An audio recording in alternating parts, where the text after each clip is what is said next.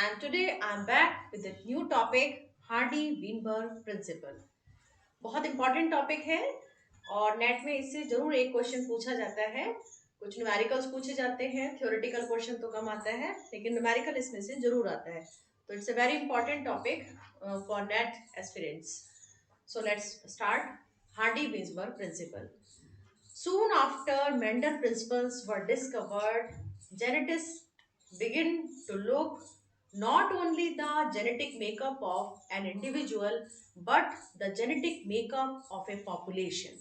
यानी कि मेंडल की रीडिस्कवरी के बाद जो जेनेटिसिस्ट थे उनका ध्यान अब केवल किसी इंडिविजुअल के जेनेटिक मेकअप को स्टडी करने तक सीमित ना रह गया, बल्कि वो उससे आगे देखने लगे कि किस तरह से पॉपुलेशन का जेनेटिक स्ट्रक्चर होता है, क्या पॉपुलेशन का जेनेटिक मेकअप है, and what are the factors which are responsible for the evolution.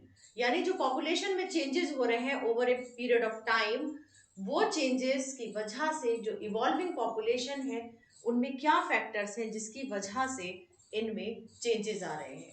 तो ये जो पूरा स्टडी है पॉपुलेशन का जेनेटिक मेकअप स्टडी करना और उसमें फैक्टर्स को स्टडी करना, किन फैक्टर्स से पॉपुलेशन में चेंजेस आ रहे हैं, इवोल्यूशन हो रहा है, ये सब स्टडी किया जाता है पॉपुलेशन जेनेटिक्स में।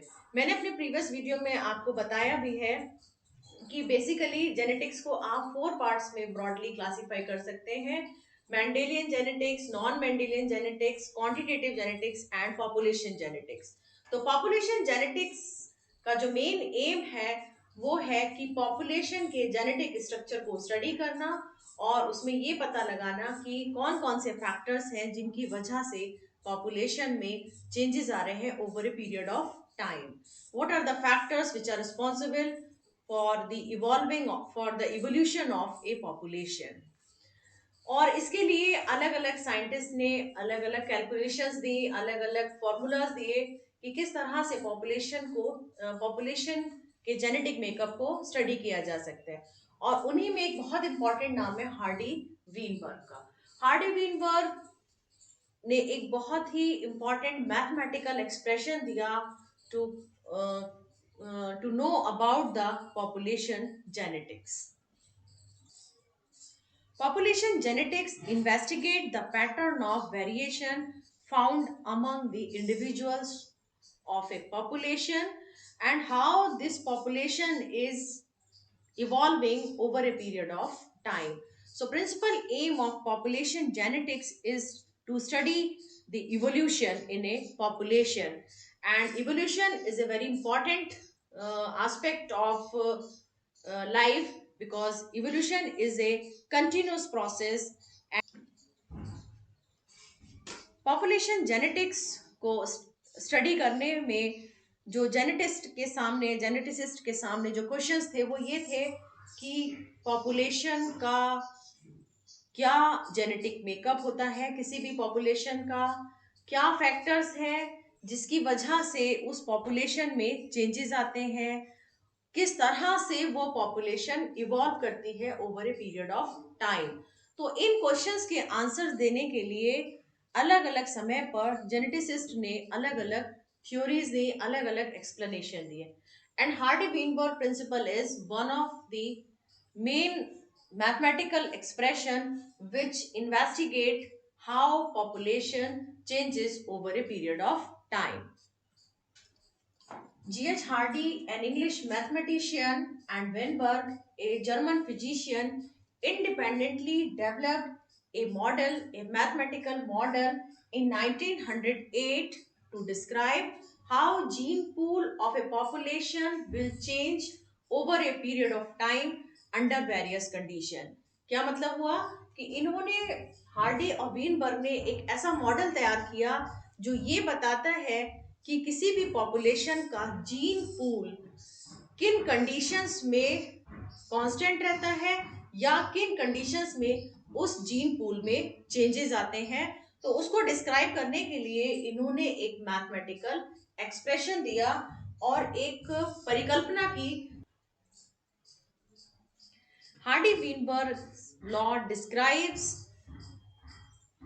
the effect of random mating on the allelic frequency and genotypic frequency of a infinitely large population.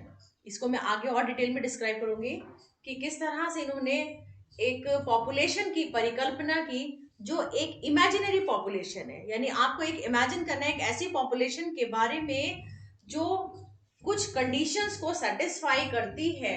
तो अगर वो उन कंडीशंस को सेटिस्फाई करती है तब वो पॉपुलेशन के जो एलीलिक फ्रीक्वेंसी है और जो जीनोटाइपिक फ्रीक्वेंसी है it will remain constant over a period of time. यानी कि वो पॉपुलेशन जिसको आपने परिकल्पना की है, इमेजिन किया है, जो हार्डी वीनबर्ग के जो अजम्पशंस हैं, जो सिद्धांत हैं, उनको फॉलो करती है। अगर वो उन पांचों अजम्पशंस को फॉलो करती है वो पॉपुलेशन, तो उस पॉपुलेशन में कितने भी जनरेशन के बाद, कितने भी समय के बाद कोई भी जीनोटाइपिक चेंज या कोई भी एलीलिक चेंज नहीं आएगा। It means if certain conditions are met, then that population will show constant allelic frequency and constant genotypic frequency। यानी बहुत सिंपल सा है इसको समझना। एक ऐसी पॉपुलेशन के बारे में सोचना है जो पॉपुलेशन निम्नलिखित assumptions को सेटिस्फाई करती हो अकॉर्डिंग टू वीनबर्ग प्रिंसिपल। क्या क्या है वो assumptions? 5 assumptions है जिनको वो पॉपुलेशन सेटिस्फाई करती हो तब वो पॉपुलेशन का जीनोटाइपिक फ्रीक्वेंसी और एलीलिक फ्रीक्वेंसी कांस्टेंट रहेगा, चाहे कितनी भी जनरेशंस बीत जाए, चाहे कितना भी टाइम बीत जाए। लेकिन वो इन पांचों assumptions को फुलफिल करना आवश्यक है। What are these 5 assumptions? First one is infinitely large population। यानी वो पॉपुलेशन है जिसके बारे में हम बात कर रहे हैं या जिसकी परिकल्पना हार्डी वीनबर्ग ने की थी, उस पॉपुलेशन का साइज इनफाइनाइट होना चाहिए। इनफाइनाइट लार्ज पॉपुलेशन यानी अगर कोई पॉपुलेशन हार्डी वीनबर्ग इक्विलिब्रियम में है, यानी जो पॉपुलेशन इसको फॉलो करेगी वो कहलाएगी that it is in Hardy Weinberg equilibrium. तो अगर वो हार्डी वीनबर्ग सिद्धांत को, प्रिंसिपल को फॉलो करती है तो उसका साइज इनफाइनाइटली लार्ज होना चाहिए, which is practically not possible. ऐसी कोई भी पॉपुलेशन नहीं होती जिसका जो संख्या हो या जिसका नंबर हो वो इनफाइनाइट हो। हालांकि स्टैटिस्टिकली अगर आप देखें तो जो बहुत लार्ज पॉपुलेशन है उनको हम इनफाइनाइटली लार्ज पॉपुलेशन मान सकते हैं, लेकिन practically it is not feasible. Second one is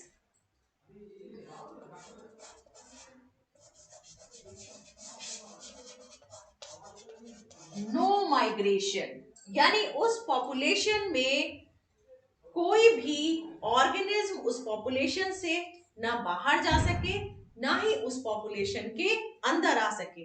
जैसे कि आप मान लीजिए कि हम एक आइलैंड की परिकल्पना करते हैं, एक आइलैंड है, चारों तरफ वाटर है और उस आइलैंड पर कोई पक्षियों का एक समूह है या एक ग्रुप है बर्ड्स का, और वो पॉपुलेशन को हम स्टडी कर रहे हैं। तो वहां पर कोई भी बर्ड उड़कर ना तो बाहर जाए ना ही कोई बर्ड बाहर से अंदर आए, यानी ना तो यहाँ पे रहने वाले किसी की एंट्री होने दे और ना ही कोई इन अपने में से किसी को बाहर जाने दे, जिससे कि जो उनका एलीलिक फ्रीक्वेंसी है और जो जीनोटाइपिक फ्रीक्वेंसी है उसमें किसी प्रकार का कोई चेंज ना आए। तो this is second condition which must be fulfilled. यानी अगर किसी भी पॉपुलेशन को इस नियम को फॉलो करना, हार्डी वीनबर्ग प्रिंसिपल को फॉलो करना है, तो उसमें कोई भी माइग्रेशन नहीं होना चाहिए। लेकिन इट इज ऑल्सो अनरियलिस्टिक, ये भी रियलिस्टिक नहीं होता, प्रतीत होता है। क्यों? क्योंकि ऐसा पॉसिबल नहीं है कि चाहे कोई बर्ड की पॉपुलेशन हो, चाहे कोई ह्यूमन पॉपुलेशन हो, टाइगर पॉपुलेशन हो या बटरफ्लाई पॉपुलेशन हो, मॉथ पॉपुलेशन हो, ऐसा पॉसिबल नहीं है कि ना तो कोई अंदर आ सके ना कोई बाहर जा सके। तो ये भी प्रैक्टिकली पॉसिबल नहीं है। इसका मतलब है कंप्लीट आइसोलेशन, यानी वो पॉपुलेशन कैसी है? कंप्लीट आइसोलेशन में।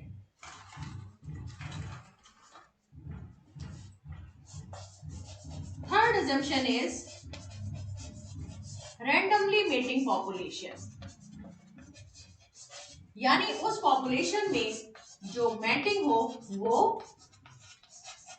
रैंडम हो, नो सेलेक्टिव मैटिंग, यानी जो ब्रीडिंग बिहेवियर है इट शुड बी रैंडम, यानी उस पॉपुलेशन में कहीं भी सेलेक्टिव मेटिंग का कोई ऑप्शन नहीं है, यानी हर अलील को अगली जनरेशन में जाने का इक्वल चांस है। तो उस पॉपुलेशन में क्या होना चाहिए, रैंडमली मेटिंग होना चाहिए।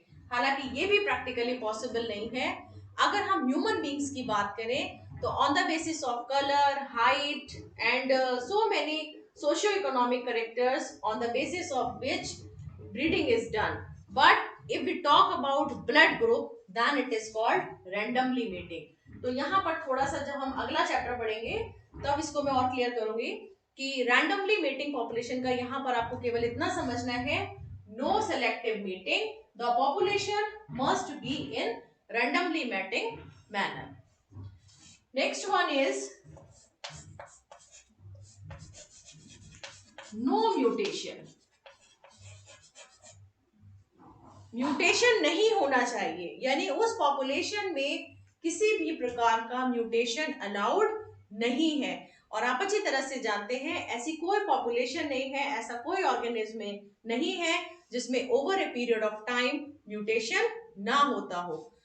Any heritable change is called mutation. कोई भी ऐसा चेंज जो अगली जनरेशन में जाए हेरिटेबल हो वो कहलाता है म्यूटेशन। म्यूटेशन में भी हार्मफुल, म्यूटेशन में भी यूजफुल, म्यूटेशन में भी लीथल, ये आप पूरा पढ़ चुके हैं। लेकिन जो पॉपुलेशन की परिकल्पना हार्डी वीनबर्ग ने की थी उस पॉपुलेशन में भी म्यूटेशन नहीं होना चाहिए। It was fourth assumption. And last one, no natural selection.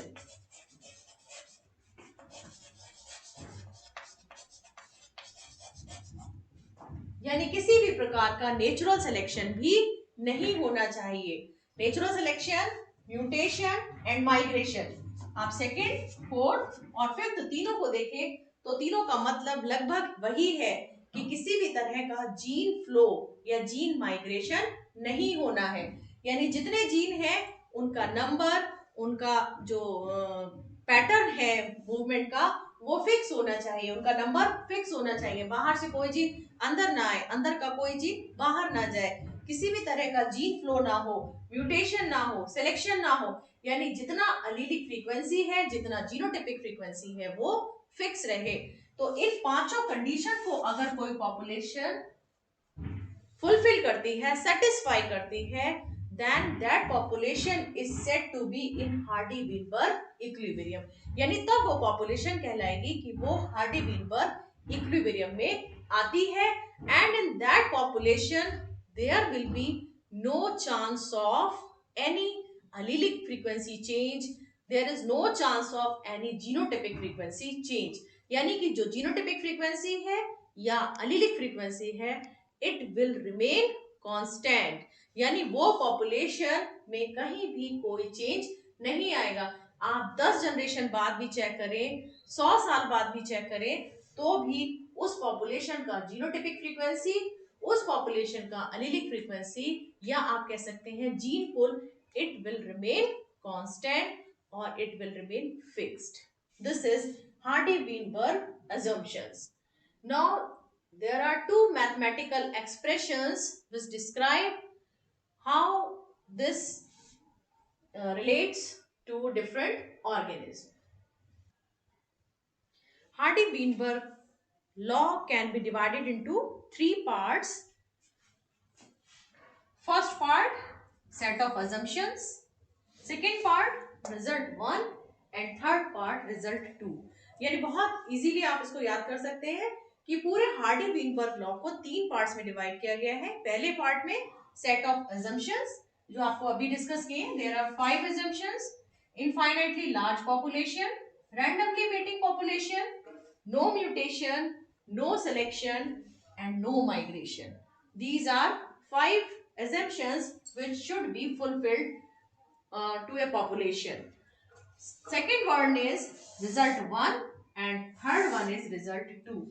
Now we will discuss result 1. What result 1 says? Result 1 states that allelic frequency do not change over a period of time. यानी कितना भी समय व्यतीत हो जाए, कितनी भी generation change हो जाए, जो allelic frequency है वो चेंज नहीं होती है. और ये माना गया है एक ऑर्गेनिज्म में कि अलील्स है ए, उसका ए और उसका जीनोटाइप है और उसको हमने डिनोट किया है पी से और स्मॉल ए को डिनोट किया है क्यू से. पी और क्यू का कोई फुल फॉर्म नहीं है. पी और q these abbreviations were taken by Hardy and Weinberg. तो उन्होंने बताया कि जो अलीलिक फ्रीक्वेंसी है it will remain constant over a period of time. यानी उसकी जो वैल्यू है अलीलिक फ्रीक्वेंसी की, उसका जो सम होगा वो हमेशा एक होगा. ये बहुत अभी टेक्निकली आपको लग रहा है कि पता नहीं क्या है ये अलीलिक फ्रीक्वेंसी, लेकिन बहुत सिंपल है. किसी भी पॉपुलेशन में अगर ये मान लिया जाए कि उस पॉपुलेशन में जो सपोज ड्रोसोफाइला की पॉपुलेशन को हम एग्जांपल के लिए ले लेते हैं कि 0.46 जो है अलीलिक फ्रीक्वेंसी है रेड आई की, यानी पूरी पॉपुलेशन में जो रेड आई पॉपुलेशन है वो कितना है 46%. 46 को हमने लिख दिया 0.46.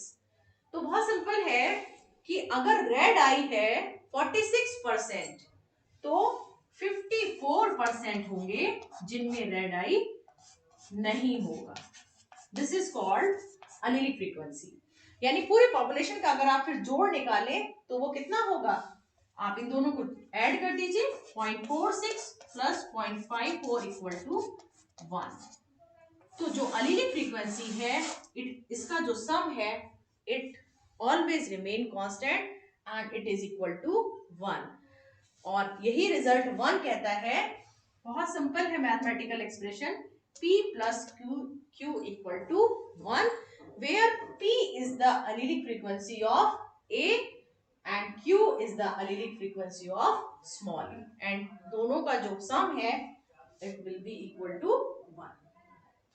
So result 1 states allelic frequency do not change over a period of time. Result 2 states that the genotypic frequency will also remain constant and it will remain in the proportion of P square plus q square plus 2pq. ये बिल्कुल आप simple देख सकते हैं p plus q का whole square. इतनी mathematics सभी ने पढ़ा होगा. a प्लस बी का whole square gives a square plus b square plus 2ab. उसी तरह से p प्लस क्यू का जो स्क्वायर है it will give p square plus q square plus 2pq. ये है जीनोटाइपिक फ्रीक्वेंसी जो है रिजल्ट 2. पी स्क्वायर क्या है कि जो भी ऑर्गेनिज्म है उसका जीनोटाइप में ए को रिप्रेजेंट किया है पी स्क्वायर, यानी हर जनरेशन में ये इसका स्क्वायर हो जाएगा. जो अलीलिक फ्रीक्वेंसी है उसका स्क्वायर हो जाएगा. A it is q square and 2a ये हो जाएगा 2pq और इनका जो सम होगा that will be equal to 1. So p square plus 2pq plus q square equal to 1, जहां पर p स्क्वायर क्या है a, q square small a and 2a ये हो जाएगा 2p into q. So this is all about of Hardy Weinberg principle. उसको मैं summarise कर देती हूँ 5 मिनट में. हार्डी-बीनबर्ग का जो लॉ है ये पॉपुलेशन की जेनेटिक्स के लिए है, यानी पॉपुलेशन के जेनेटिक मेकअप को स्टडी करने के लिए है. बहुत सिंपल इनका मैथमेटिकल एक्सप्रेशन है. ये इन्होंने एक थ्योरेटिकल सिचुएशन की परिकल्पना की है कि एक टोटली थ्योरेटिकल सिचुएशन है जैसा कि पॉसिबल नहीं है. यानी किसी भी नॉर्मल पॉपुलेशन में ये कंडीशंस जो उन्होंने सोची थी, इमेजिन की थी पॉपुलेशन के बारे में, वो फुलफिल नहीं की जा सकती. तो उन्होंने परिकल्पना की है एक ऐसी पॉपुलेशन के बारे में जिसका जो जेनेटिक पूल है या जो जीन मेकअप है वो कितना भी समय व्यतीत हो जाए वो हमेशा फिक्स रहता है।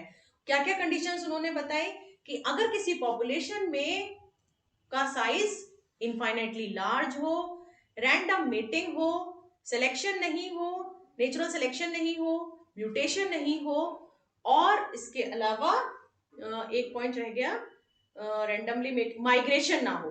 तो अगर किसी पॉपुलेशन में ये पांचों फोर्स अप्लाई नहीं करते हैं, ये पांचों डिस्टर्बिंग फैक्टर हैं जो किसी भी जीन पूल को डिस्टर्ब करते हैं, या आप कह सकते हैं जो इवोल्यूशन के लिए, जो इवॉल्व होने के लिए जरूरी है, अगर ये पांचों फोर्स काम नहीं करते हैं, ये पांचों कंडीशंस सेटिस्फाई करते हैं, तो वो पॉपुलेशन कितने भी समय के बाद उसका जो जीन पूल है इट विल रिमेन कांस्टेंट। अब उन्होंने उसके लिए दो रिजल्ट्स दिए। एक है जो अलीलिक फ्रीक्वेंसी को बताता है, that is p plus q equal to 1, और दूसरा है जो जीनोटाइपिक फ्रीक्वेंसी को बताता है, that is p square plus q square plus 2pq equal to 1। तो one defines allelic frequency and another defines genotypic frequency.